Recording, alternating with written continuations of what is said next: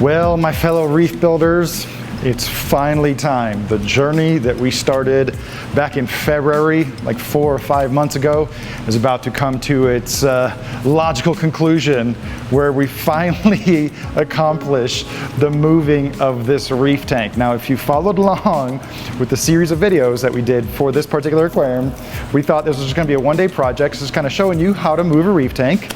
And you know, the only reason I pulled the trigger is because it had a nice yellow tang, a really cool shape. But in the process, we broke the stand, so we couldn't finish it that day.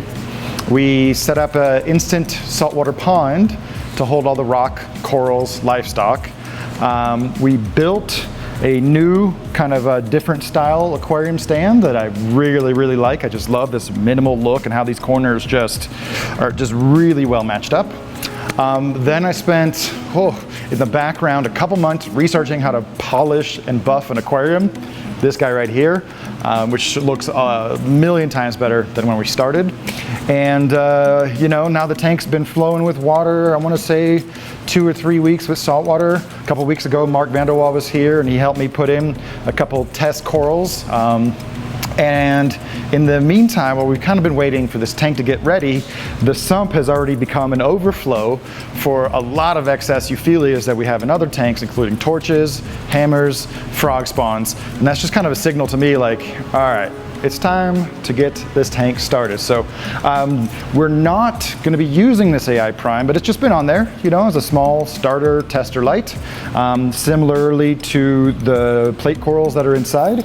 And then I have a few large structures of Carib Sea life rock that I thought would be really complementary in helping us produce a fun, creative, and dynamic aquascape to start with. Down here, we got the automatic filter roll going, the MaxSpect SK800, everything. We have a small media reactor in here with some carbon and some aluminum oxide just to help polish things up.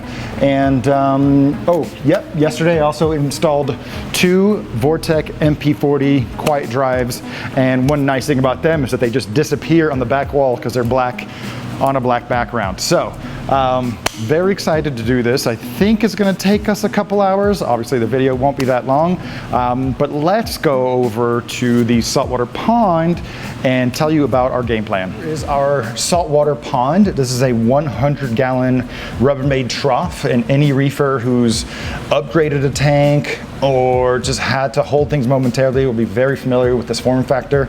We've got it filled to about 75 gallons worth. And this was really cool because we set it up in one day, and it's got all the legacy rock, all the corals that came inside. The only thing we used to run this entire system for the better part of half a year: 1 heater, 1 internal canister filter, which is basically not much more than a power head with some media inside. Usually we do activated carbon in there, sometimes GFO, and just kind of a small in-sump protein skimmer. This is not perfect by any means. For sure, this tank has gone through some dense cyanoalgae blooms, and it also had a great outbreak of hair algae.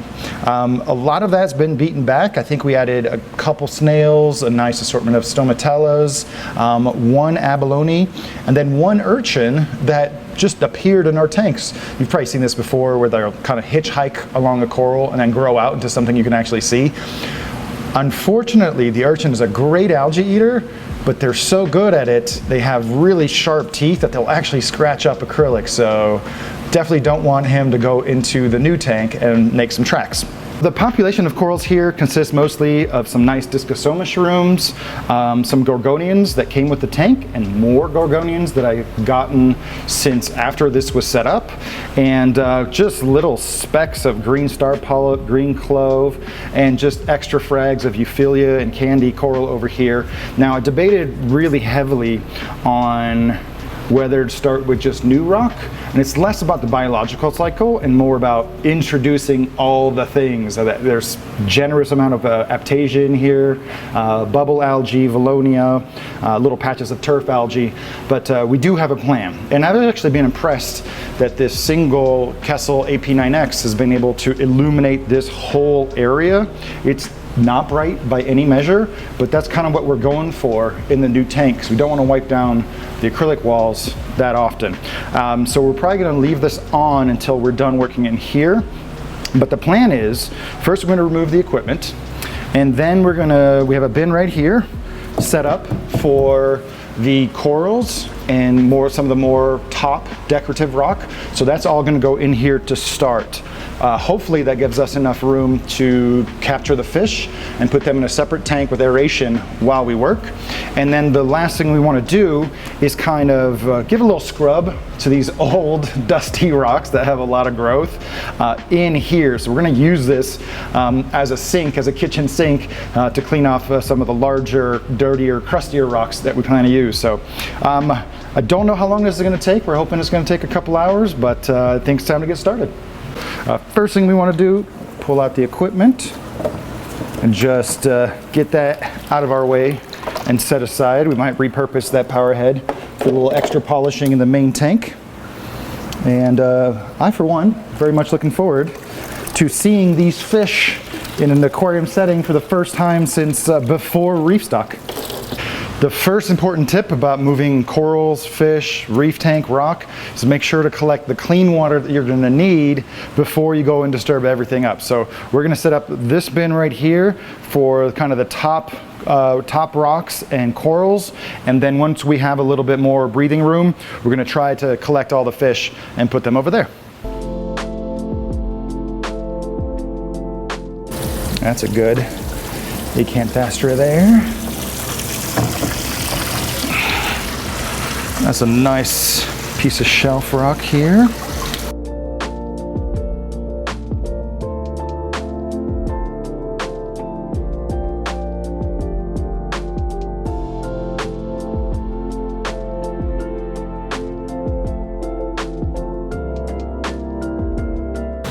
Ooh, look at all that sponge. That's gotta go. Oh, look what I got. You getting that?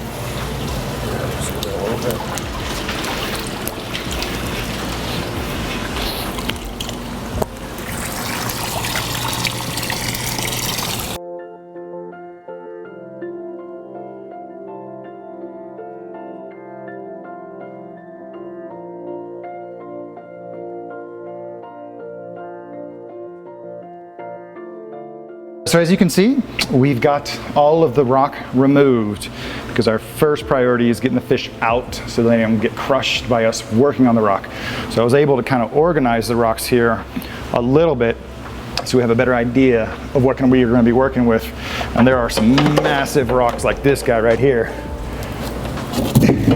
Real big boy, real big boy. So this is going to be a whole lot of fun to aquascape with.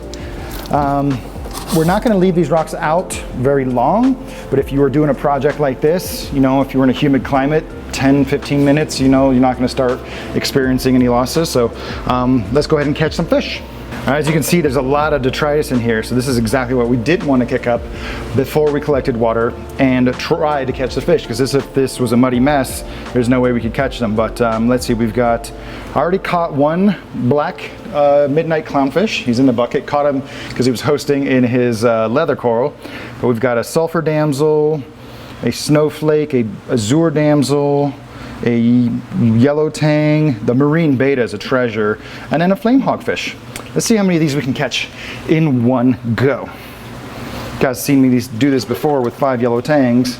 So we set up the specimen cup here like a barricade and just go all the way around and corral the fish all the way to the other side. And they're gonna think that they can get by the breeder box. Oh. All right, we'll just call that one. Oh, I think it looks like the yellow tang got out. There we go.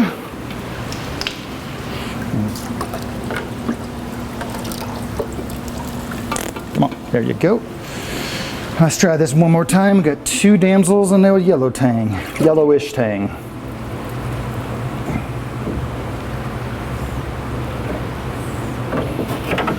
There's that boy we haven't seen in a long time with this quite pale body. Interesting specimen. Give me all that water.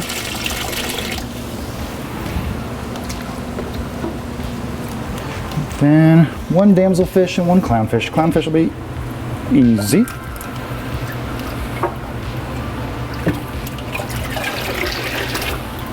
Where'd that damselfish go? Oh, there he is.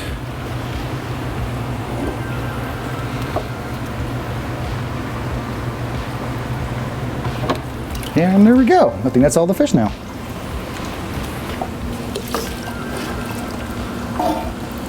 Okay.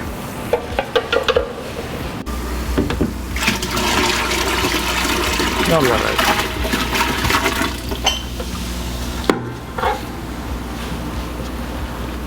They'll be freaked out for a while. But yeah, in a couple hours they'll only be ready to go. We have the deco rock and the corals isolated over here. We got the fish on aeration. They're going to be good for hours. It's not going to take that long. And then we have our rocks kind of separated into the base rock, the bigger rocks here on this side, and then the smaller medium rocks. You know, this is what you don't get with man-made rock right here. Just these super cool, intricate shapes. So this is a good example of one that I'll brush up just to get these spikies off. There's some old epoxy right here from whenever this was scaped for the first time, probably. And just try to go a little bit after large pieces of Alonia and large pieces of sponge. And the one thing we're really sniping for is vermitids. So this is another awesome rock, and you can tell that it used to be just a big boulder parietes. I'm just gonna set it on like so. Just give it a little bit of a scrub, get some of this funk off. It's nice to have this trough to do this in. Flip it around, see what we got. This is a good spot for vermitids to hide, but I don't see too many on this rock. There was definitely some others. All right, that guy's good.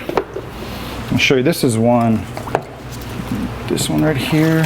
This one's pretty good. So just this white sponge, it's probably gonna grow back real fast anyway, but we're also just kind of flushing out the detritus because we don't want to start a reef tank with just a whole bunch of funk.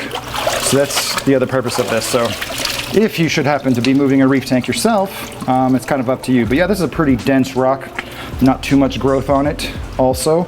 We're going to try to do these in stages so that we have nothing is out of the water too long. This rock has a healthy population of spikies and vermitids. You can see the vermitids all over. It actually was the exception, not the rule, but you can see the tubes coming out right here. So we're gonna knock some of that off. This is what's cool about being able to take our time as far as like the move, is that we wouldn't have had this luxury if we had moved the tank in one day. So let me go ahead and stick this guy right here and start messing up some of these guys.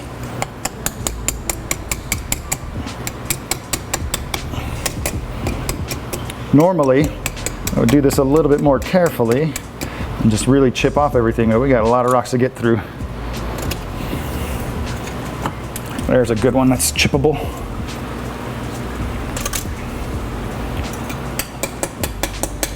You don't have to fully remove vermitid snails. You can actually just crush them, and they're not gonna like it. Little baby ones.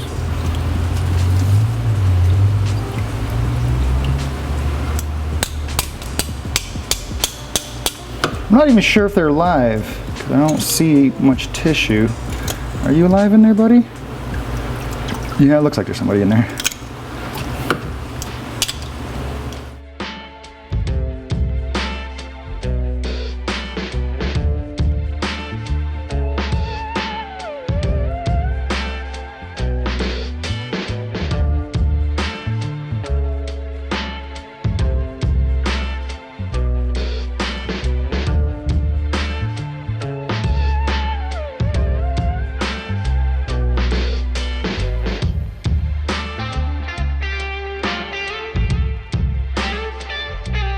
We've come to the main event of this tank move, and this is the creative process, which sometimes can be really fun and inspiring, and other times frustrating if you don't accomplish what you're aiming for.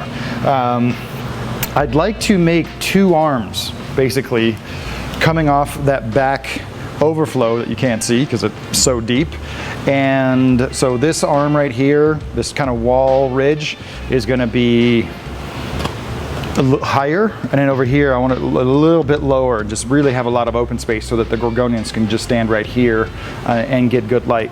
Now we've cleaned all the rock, and one of the biggest challenges I think for any reefer is it's like finishing your plate. You have this natural instinct to use all the rock, and unfortunately there's a lot of great wildlife rock on here.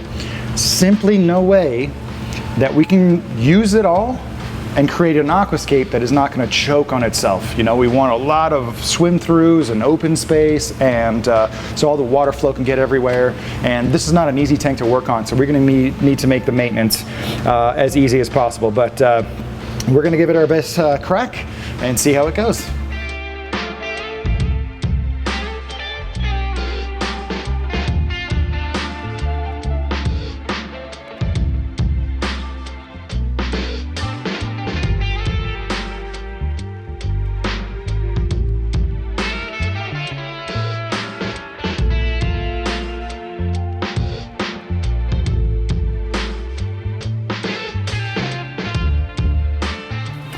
All the video that you saw before was taken on Friday. Today it's Monday, and finally the tank is about 95% clear. There's still just a hint of some of the detritus that we kicked up and some of the bacterial bloom and that fueled.